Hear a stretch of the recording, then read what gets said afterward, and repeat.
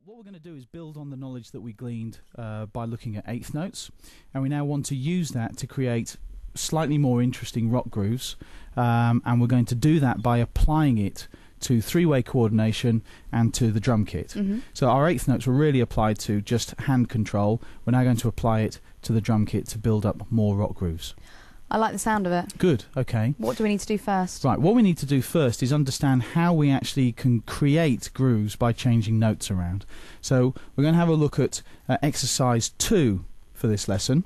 And what we've got here on the screen is you see what looks like very similar to part of the pattern that we learnt for our rock groove in lesson 1. So we've got bass drum on beat 1, snare drum, but here we've got 2 notes where there were 1 note in the first exercise. We've cut what was the quarter note for beat 3 into 2 eighth notes. And this is on the bass? This is on the bass drum, that's correct. Then we finish off with the snare drum on the 4. So snare drum on 2 and 4, bass drum on 1 and 3, but we've got an additional note on the and of 3. Now, what I think we should do here is what a student will be doing at home. Let's have a look at the video to make sure that we understand what's going on.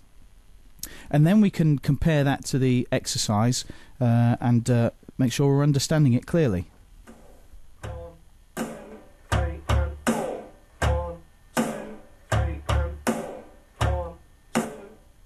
Okay, great.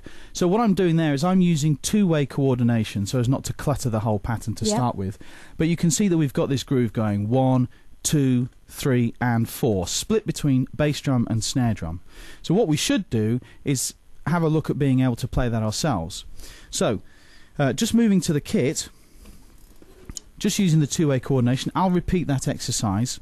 So get sat in position, and then we'll go for the exercise. So the bass drum is going to be playing on beat 1 and 3 and the and of 3. So I'm just going to do that on its own. 1, 2, 3 and 4. 1, 2, 3 and 4. Just once more. 1, 2, 3 and 4.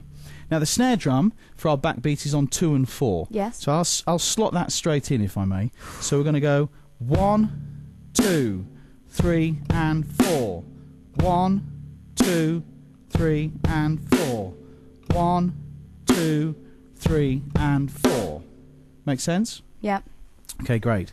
Now, of course, to get good at that, you need to repeat that over and over and over, and you'll be looking to play it along with your extractor file so that you've got some support.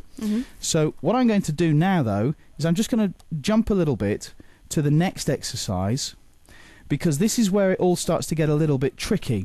Now, you notice I just used the bass drum and the snare drum. Yes, I did. Now, the coordination there isn't too difficult, particularly if you've got your rock groove from lesson 1 all sorted out.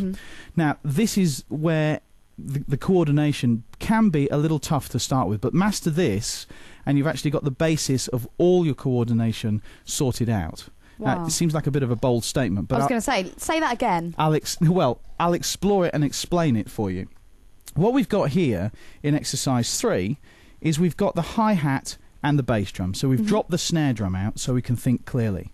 So we've got the hi-hat on beats 1, 2, 3 and 4. As with our first rock groove that we learned in episode 1. Correct. The only thing that has changed in this new rock groove is that we've changed the bass drum on beat 3 into 2 notes. Okay, so we've got the bass drum on beat 1, not playing anything on beat 2, and then we've got the bass drum on beat 3 and the and of 3. Well, that to me sounds quite easy. Okay, now it does sound quite easy, but this is one of the big problems where I've noticed that students fall over immediately, and I'll explain why it is. There's a very good reason for this. On beat 3, you're playing the bass drum and the hi-hat together.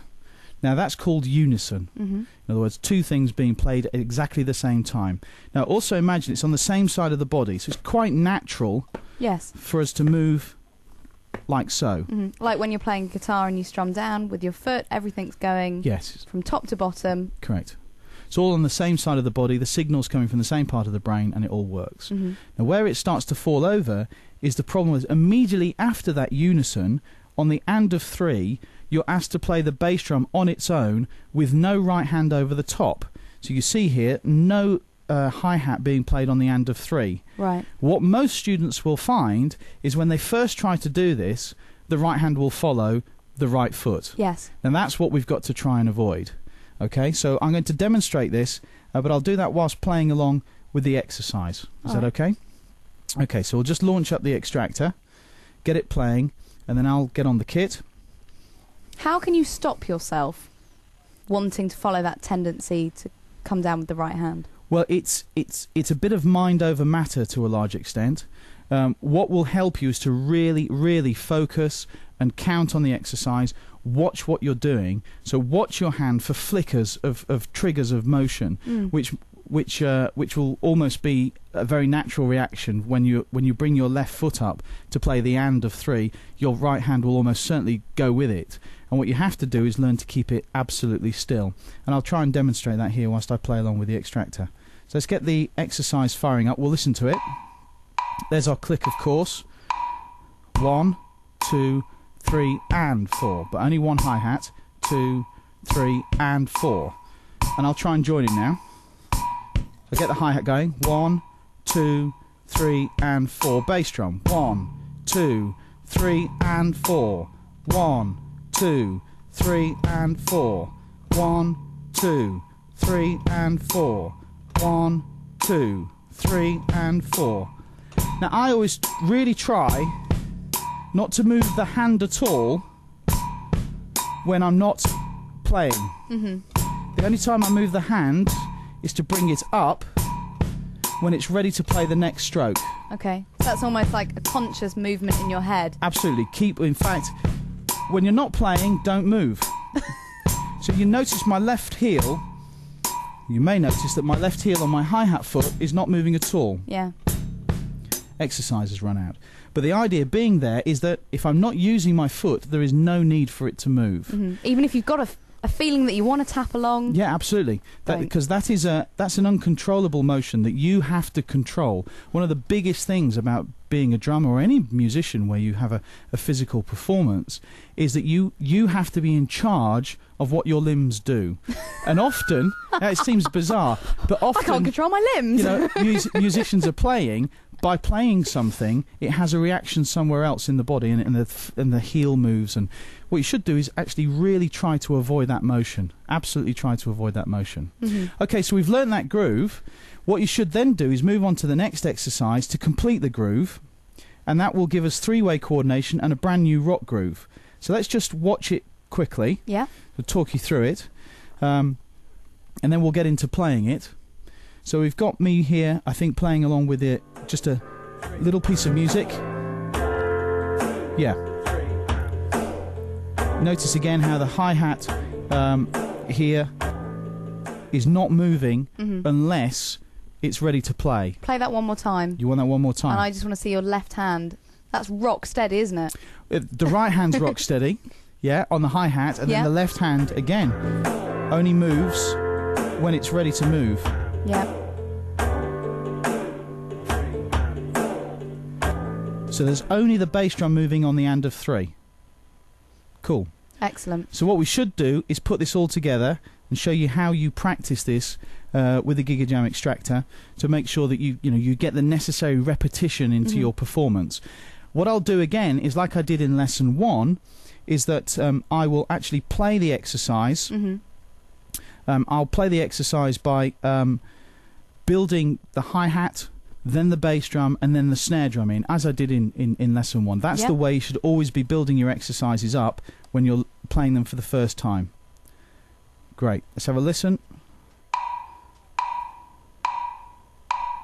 And 4. 1, 2, 3, and 4. That's what we're supposed to be doing, yeah? Yeah. So I'm going to build a pattern up. In